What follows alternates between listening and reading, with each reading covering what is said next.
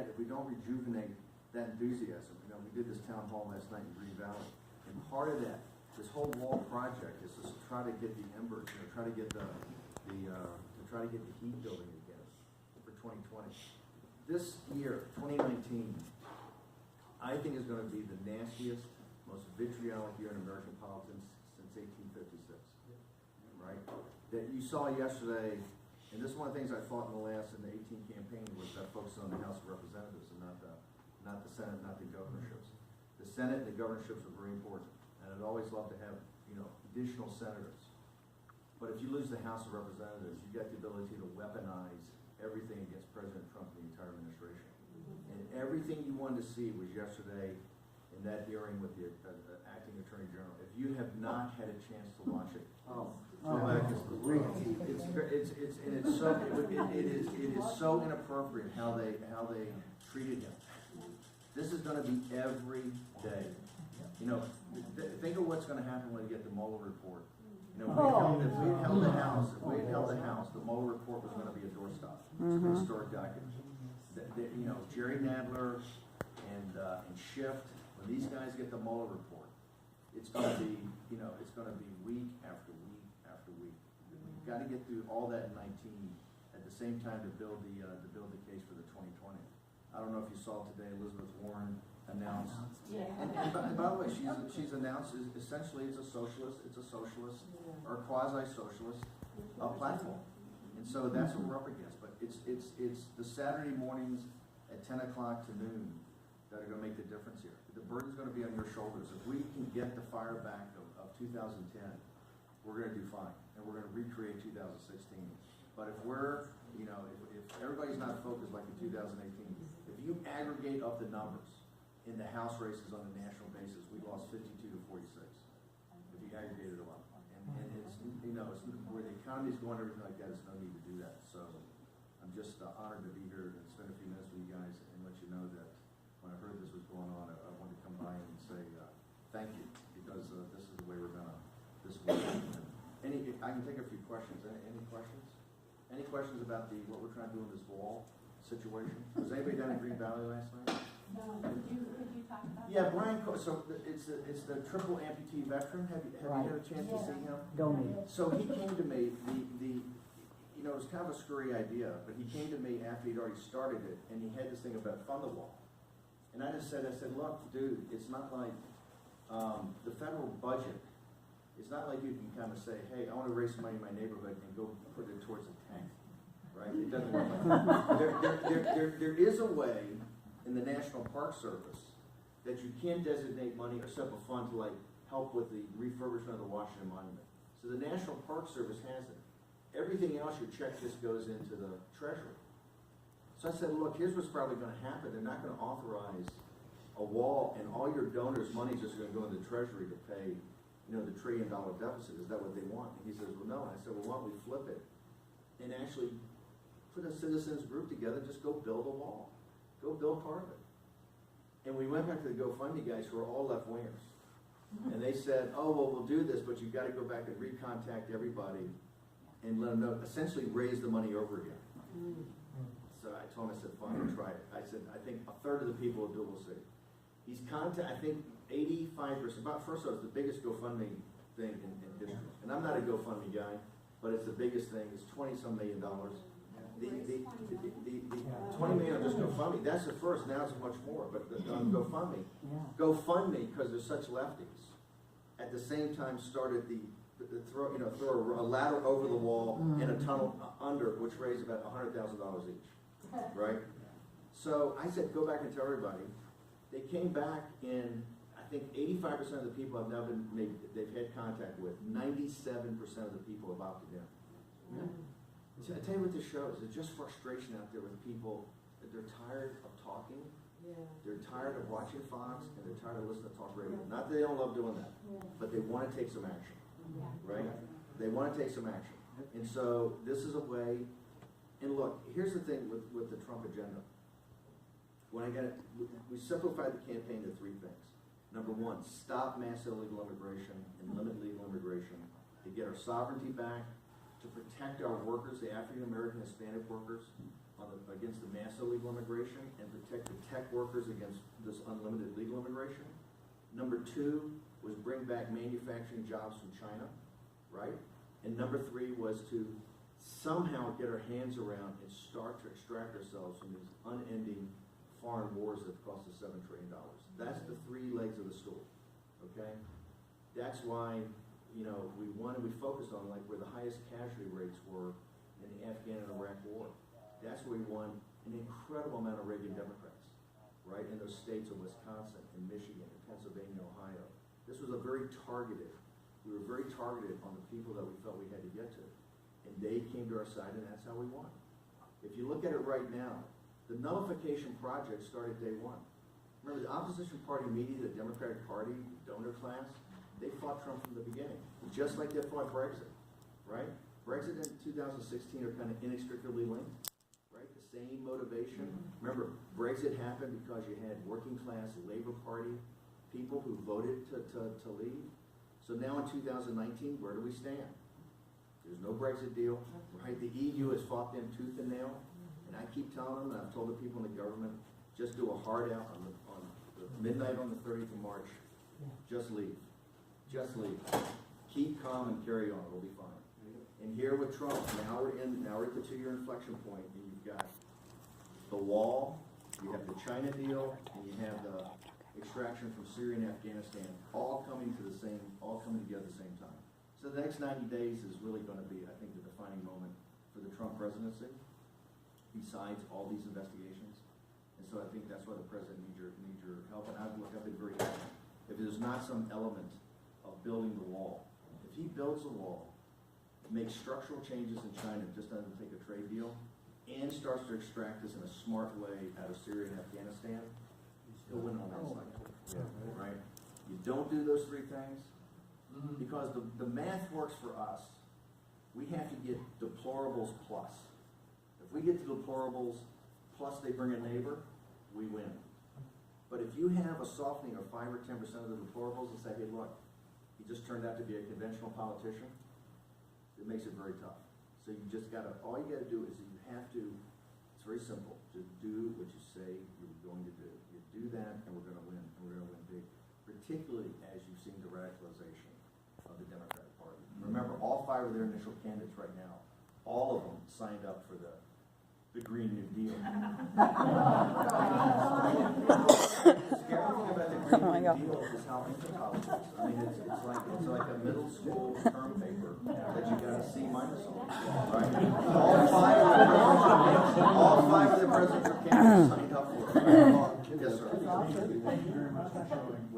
Thank you guys very much. You have no idea how much we appreciate it. Oh, yeah. Yes. So with the 3 legs, Yeah. I've got to believe that the seat of the stool is going to be this infantile greed.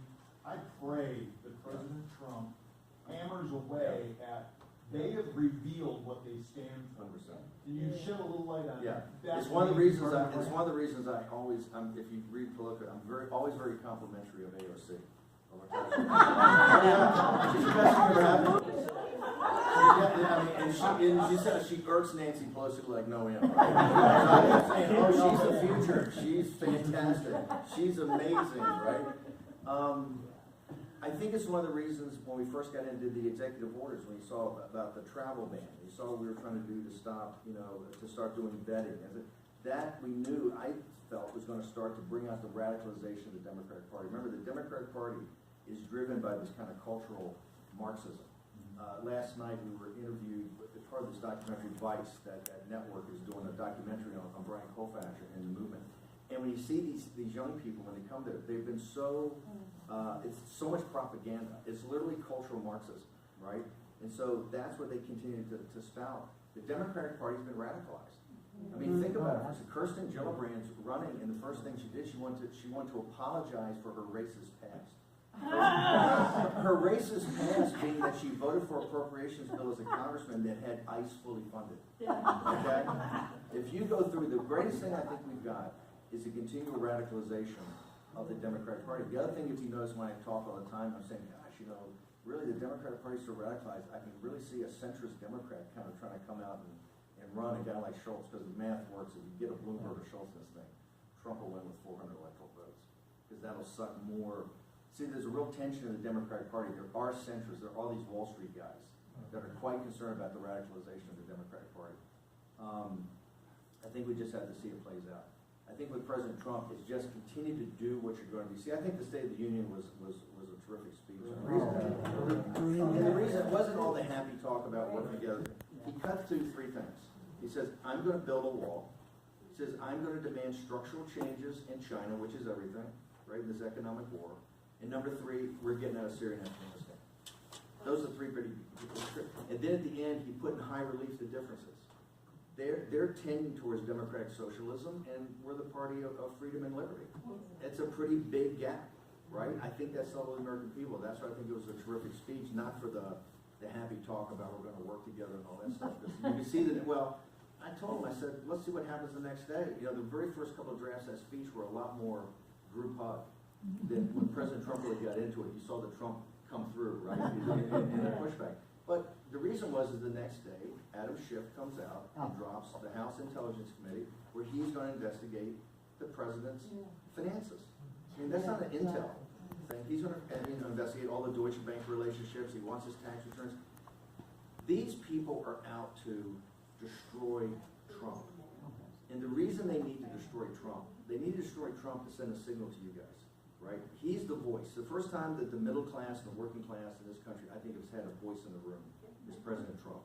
And the reason that they are there to destroy him personally, financially, all of it, is that they want to send a signal that anybody else who tries to do this, this is what's interesting. And that's one of the reasons we do have a tough time finding candidates to run.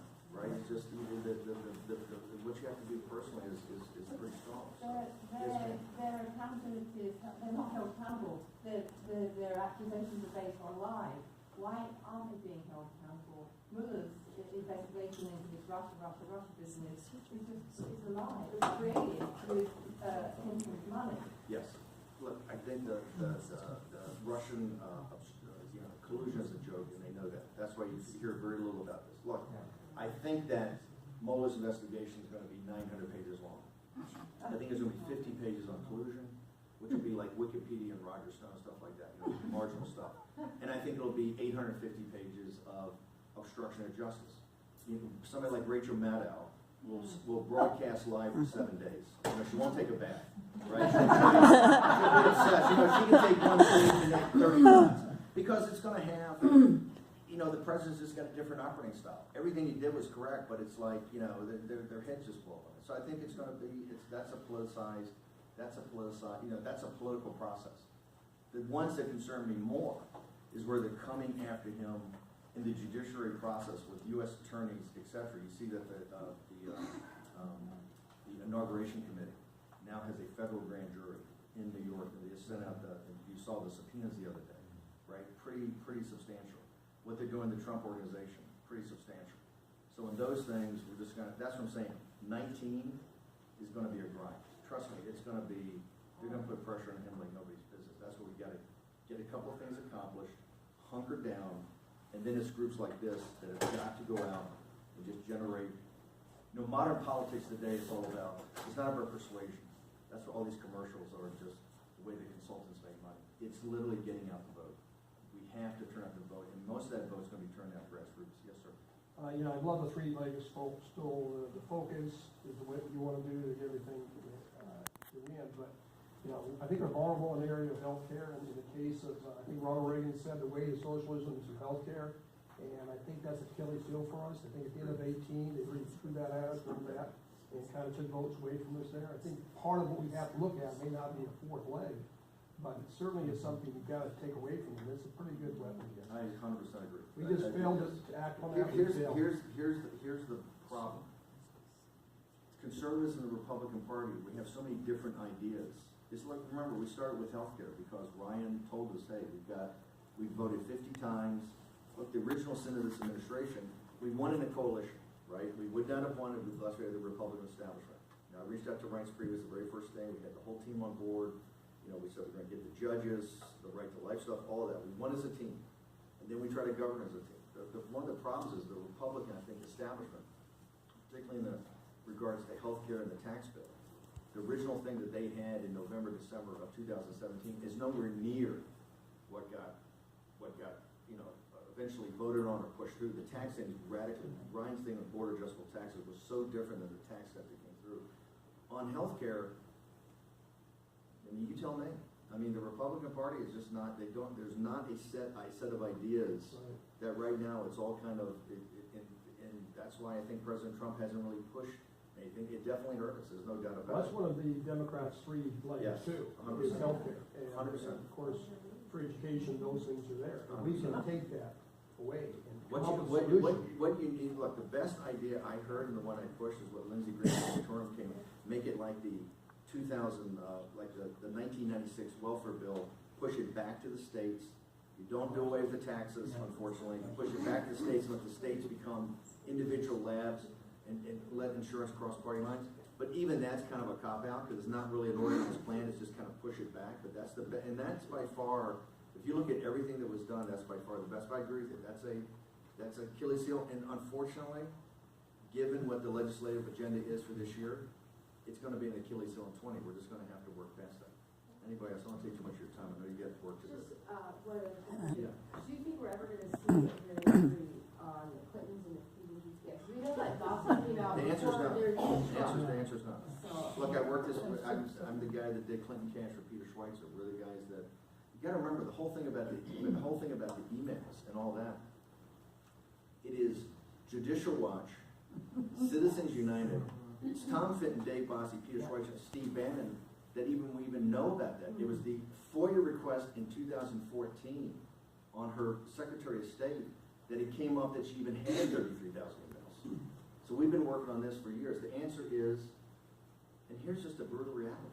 You know, we don't really know how to govern from a legislative point of view.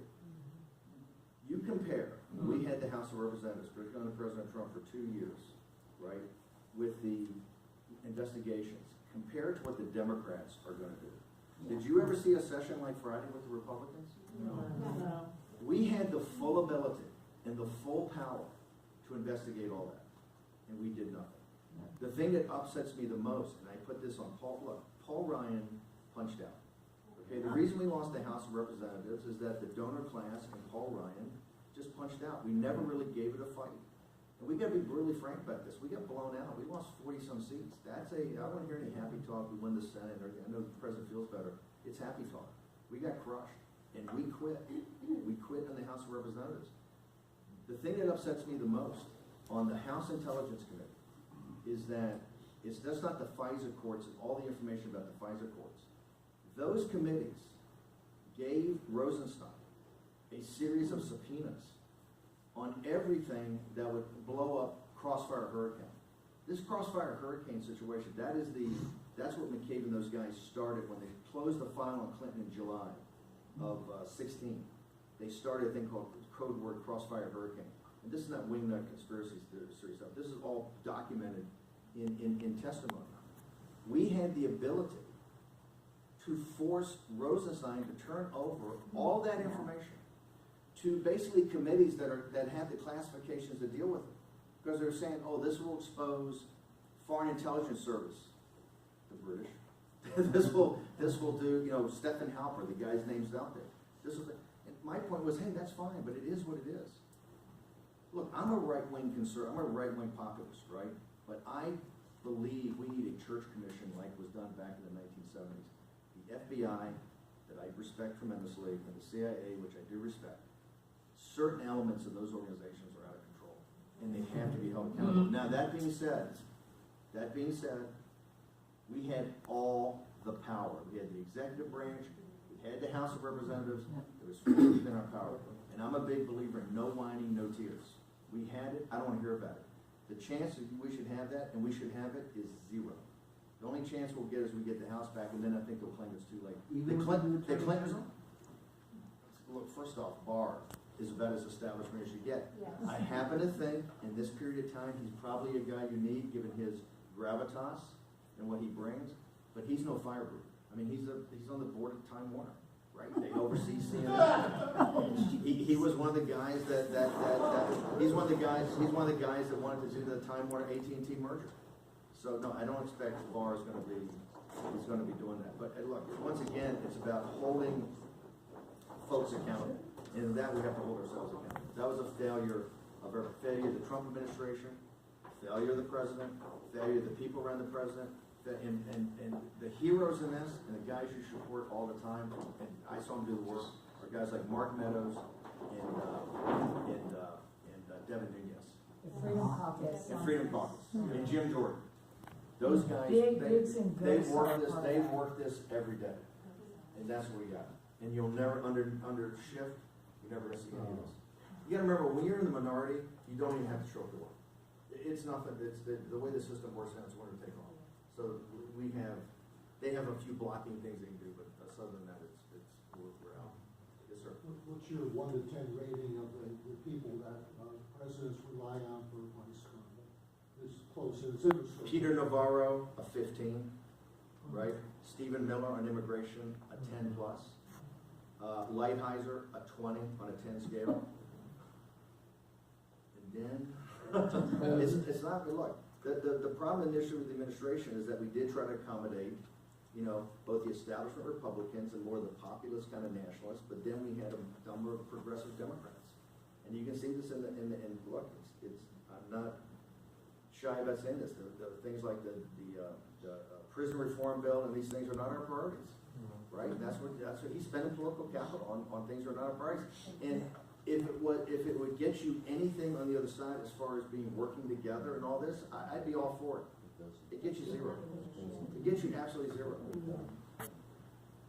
They hate President Trump. They hate what he stands for. They hate you. They don't want you to have a voice. I mean, it's no middle ground on this thing. There's certain things you're not going to hug at. There's certain things you're not going to negotiate.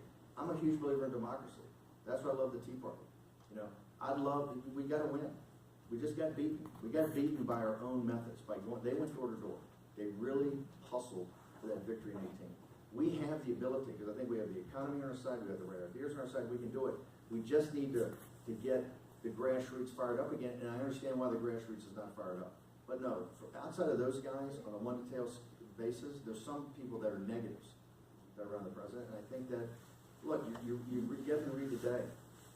He gives the El Paso speech. We basically have three decisions in front of us on this. He can either do some compromise where he's not going to get the wall, right? We've been talking about some sort of DACA amnesty. Or he can declare certain executive action I think he has the full power to do. Or he can declare a national security emergency on the border and just get on with it. And fight it through the courts. And I actually say even if the courts give a stay, the 9th District, keep on until the Supreme, just keep digging until the Supreme Court. I happen to believe it's the ground that President Trump should fight on, and here's why. The National Security Emergency Act of 1976 and the War Powers Act, I believe are totally unconstitutional. Okay? They were done at a time to suppress, if they ever had another Nixon, that the legislative branch, they could shut a guy down. The way the founders wrote the Constitution is that the commander-in-chief and the chief executive has absolute supreme power in situations where he deems at his sole discretion it is a national emergency. A guy named Abraham Lincoln fought the entire Civil War, suspended habeas corpus, shut down 200 newspapers in Illinois and Ohio, sent a congressman in exile to Vanderham, the Copperhead leader, to Canada.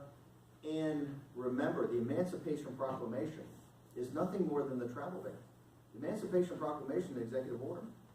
In fact, those lawyers, Bates, Seward, Stanton, Lincoln, 5 smartest lawyers in the country, argued about the reason they couldn't free the slaves in the territory the United States controlled because the Constitution said something different.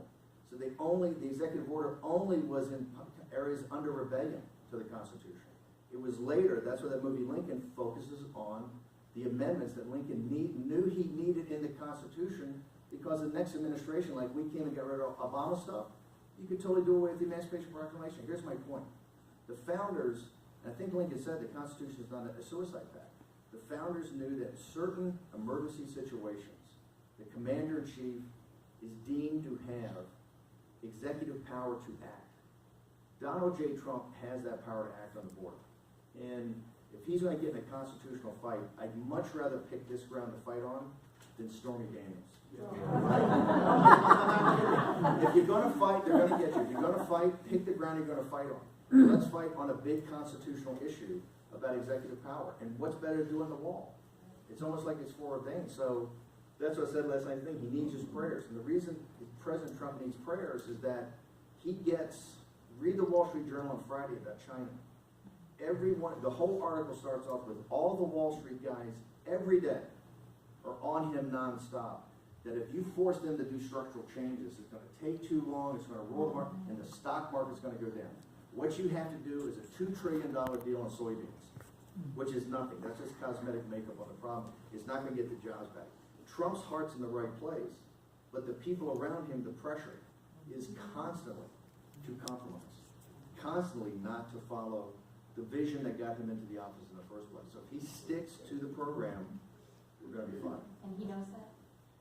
Yes. Depends on the day of the time. There's also been an article about the Republican Party, Jared Kushner and the Chamber of Commerce putting pressure on him to give amnesty. If you guys want to go Google Yeah, that. I think it's a real thing. The donor class and And the Republicans. Look, I realize inside the Republican Party there's room to discuss among partners the immigration. But at the end of the day, I think we're about sovereignty and the rule of law. That's what the borders become. Look, it's like leading up to the Civil War. I'm not trying to make an analogy. We're going to a Civil War. But if you look at the 40 years, I knew it was at the right place. If you look at the 40 years leading up to the Civil War, we try to compromise, we try to do that, and then eventually it gets to either slaves or human beings or the capital equivalent. And at some point in time, you can't negotiate that anymore, right? You can't compromise that. It's one or the other. Here we're in a situation, they're saying what we're trying to do on the border particularly is immoral. What Nancy Pelosi is not arguing is not $5 billion versus 25. This is $4.3 trillion appropriation bill. This is a rounding error. And we say it's central to the rule of law and to our sovereignty and our national security. At some point in time, that can't be, you can't negotiate that anymore. One side's going to win that argument, the other side's going to lose. We did lose in November. If we don't win in 2020, anticipate you're never going to have a wall and you're going to have more open borders. And quite frankly, all 5 Democratic candidates today are running on the defunding of ICE. So that shows you how rapid it is. I'll take one more, then you can get back to your work. Yes, sir. I have kind of a little different kind of question. Sure. One of Trump's most outspoken advocates in Congress gets up every time, consistently, unfailingly, and supports him is Rand Paul. Every single time, he'll stand up against everybody and support him. Yes. I almost get the impression from some of the things that have gone on that President Trump is grooming him for 2024. Do you have any comment about that, or what do you think of that?